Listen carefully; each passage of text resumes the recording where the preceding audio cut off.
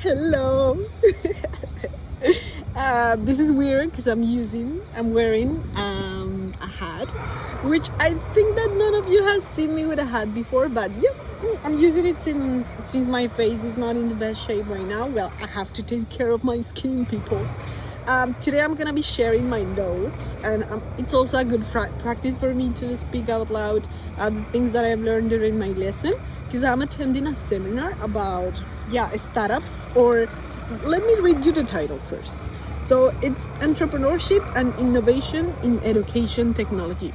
So I'm at Stanford right now, and the lesson is being led by a venture capitalist,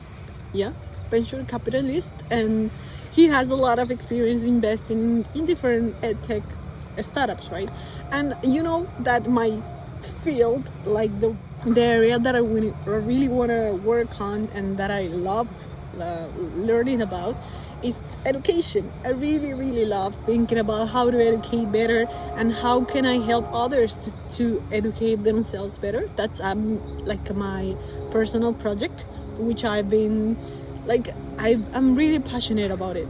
It's something that keeps coming to my mind every time that I think about, just when I have free time. I'm always like, okay, I love learning, and why is it that difficult for others to learn as well? Because I've noticed a pattern thanks to the social media and distraction tools that we have right now.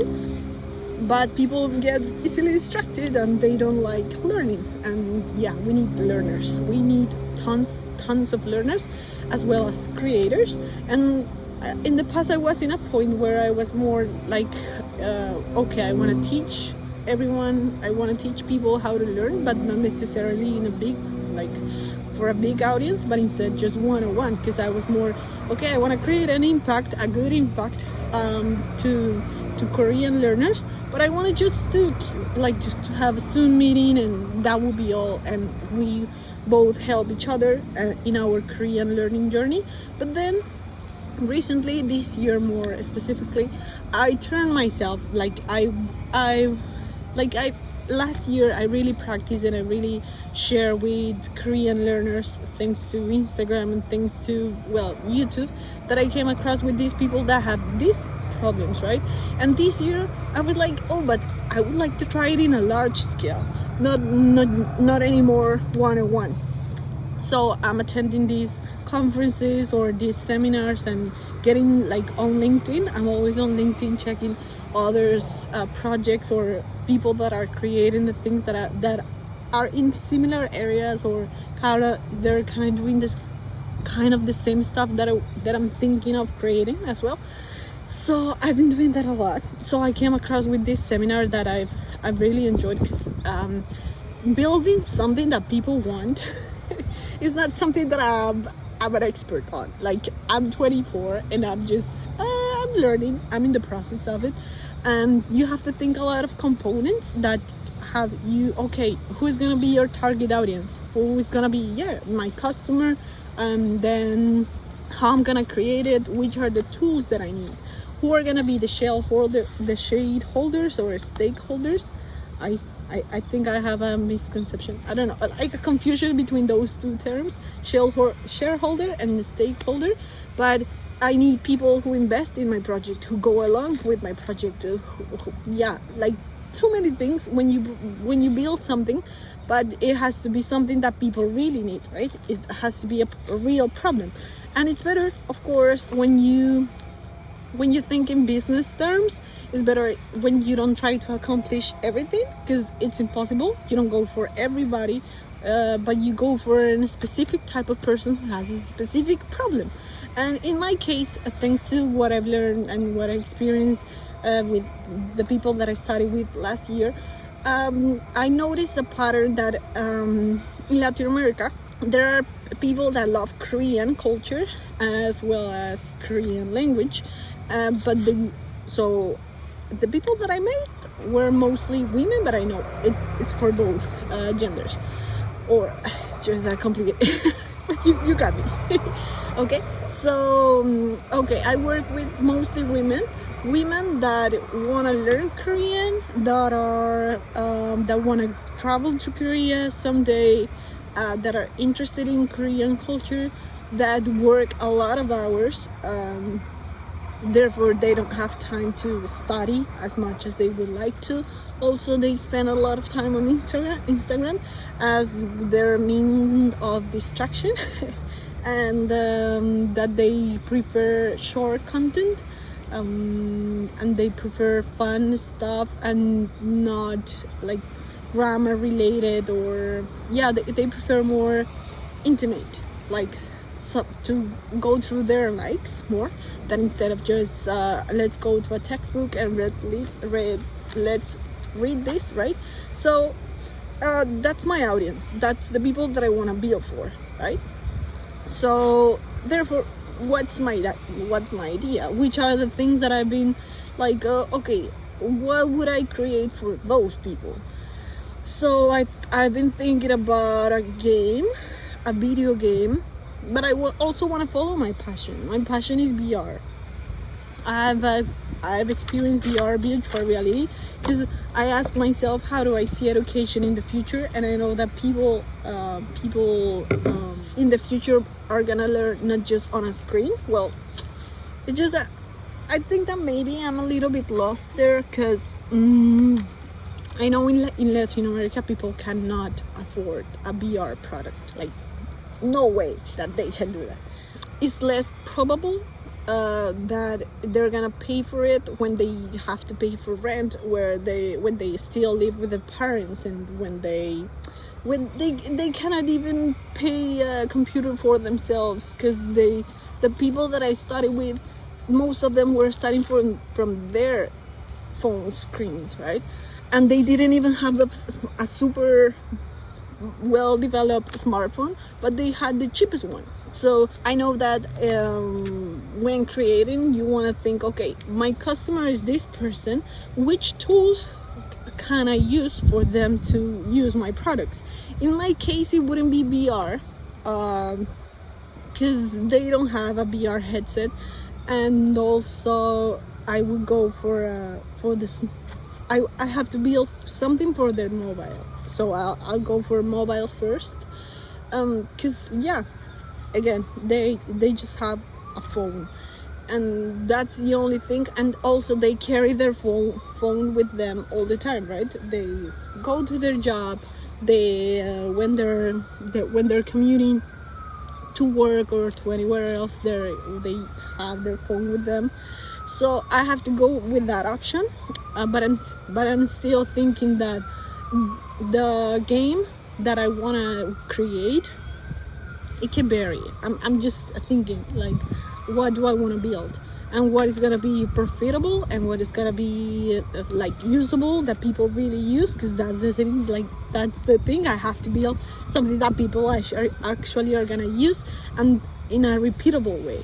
Not like just once a week, or no, but it's like Facebook, or you go to Instagram. It's like you have to or I have, because I'm the one who's gonna be creating, and I have to be conscious of people are using these apps, and I want my product to be used in that same way, for people to work, because I know that learning a language requires a lot of effort, a lot of time.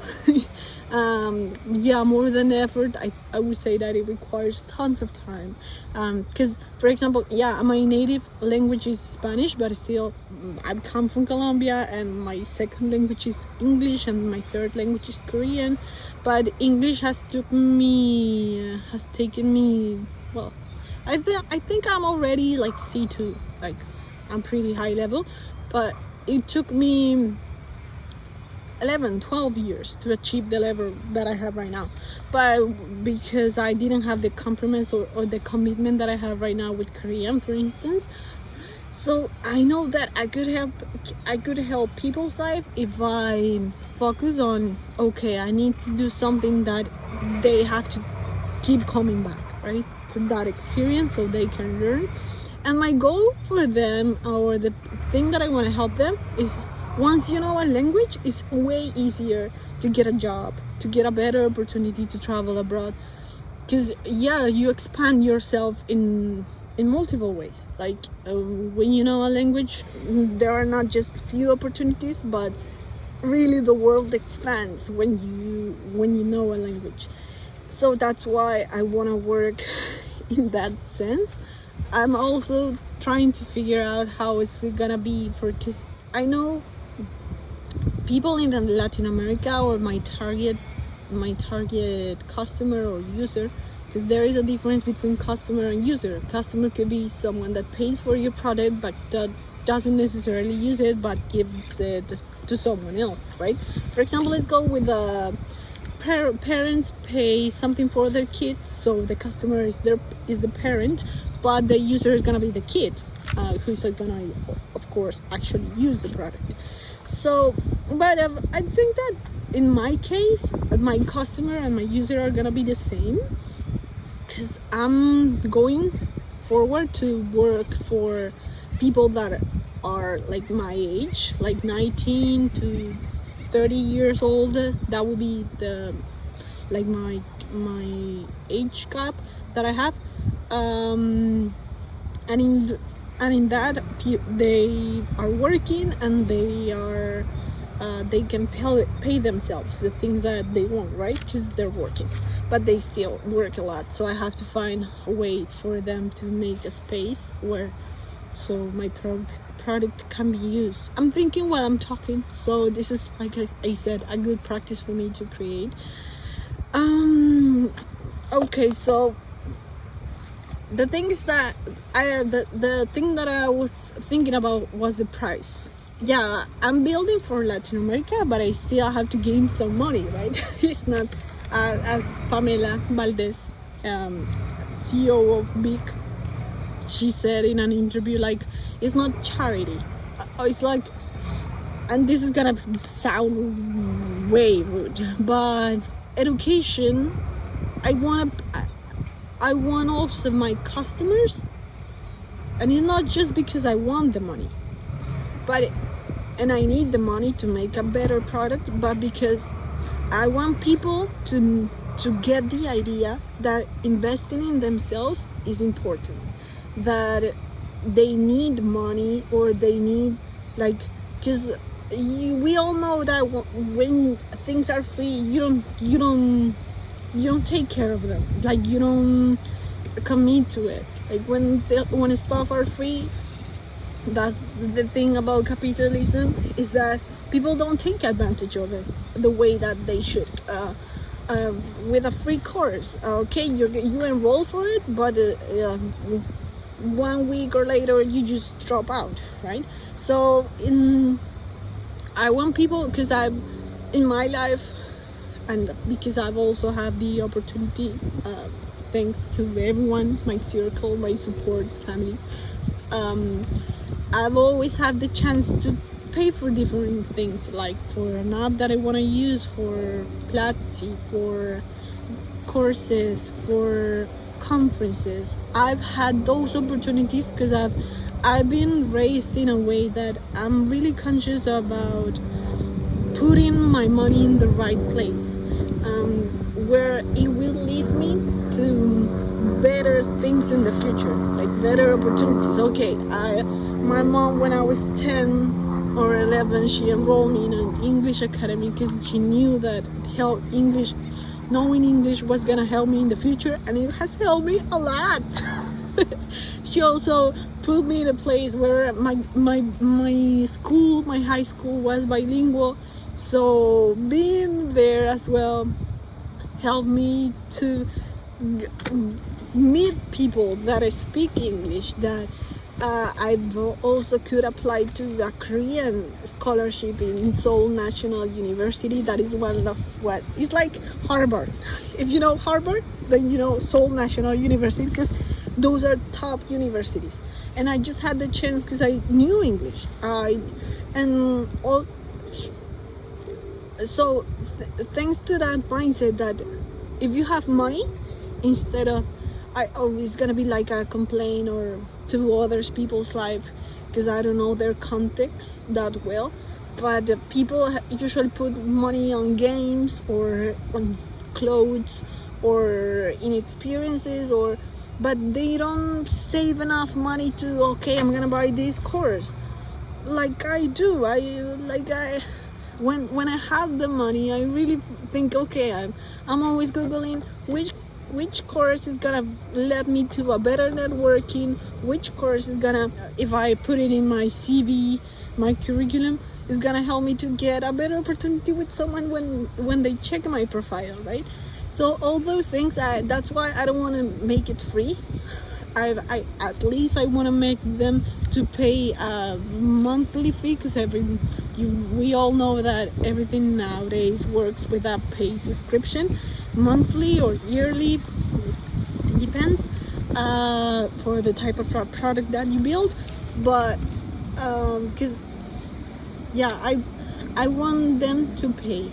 And today I learned something that my teacher said, like, okay, what you can build will be a sign agreement where in the beginning you give it for free, but if they really like it and you set a date, okay, you say like, okay, by this date you can keep using the product. So in the beginning it's free, but you give them a disclaimer that is like, if you really like this product and you believe on it, and by this date, and you want to keep it using it, then you will have to pay this amount, right? And that's how everything nowadays works. Like you can have those 14-day trial. I've had it with Beak, that is like an Audible app for Spanish speakers to get books or podcasts or original content in audio format. So you have those 14-day trials, and then if you want to keep using it, the app, then of course you go for a full subscription. So that was a good idea. It wasn't new, but I never thought about it, because in the past it was like, okay, I want to help people, but I want to also afford myself a living, pay myself, and if I want to have investors and people that invest on my idea, I have to present them like a sheet where they can see, okay, this is gonna be profitable for you as a creator and for us as investors, right?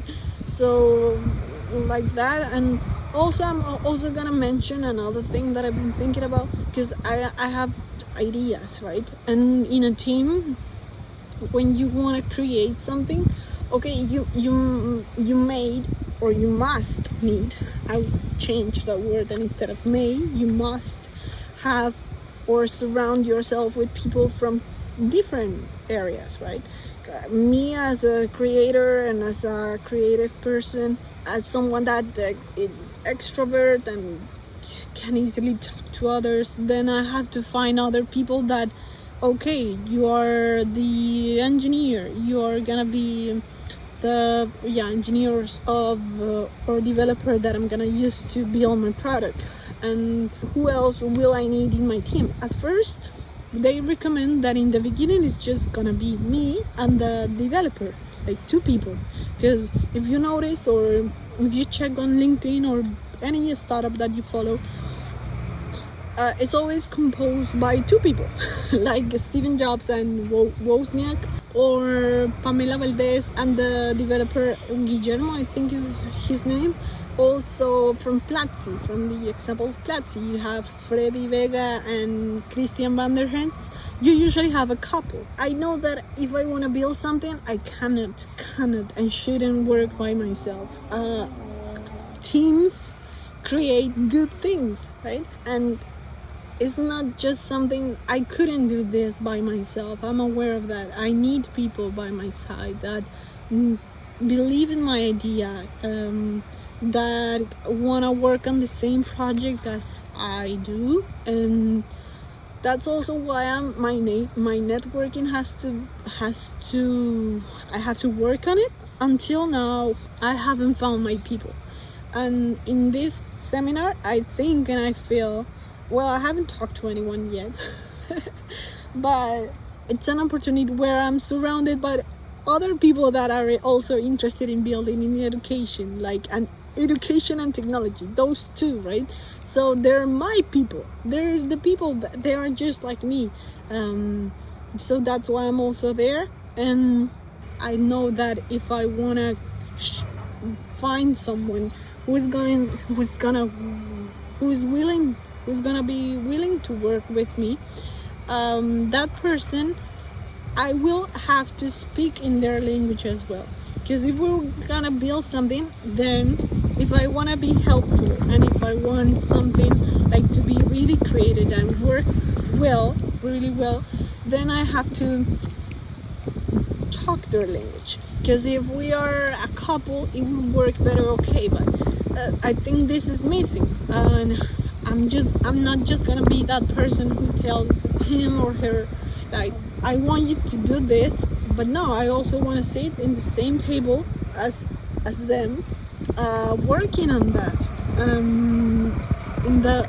as a creator, not just an idea person, but also who works how to code, who works how to program, who works how to build circuits, connections, or I also have to know about marketing. I have to make the sales pitch, because most probably I'll be the one who's gonna be approaching I'm talking about my idea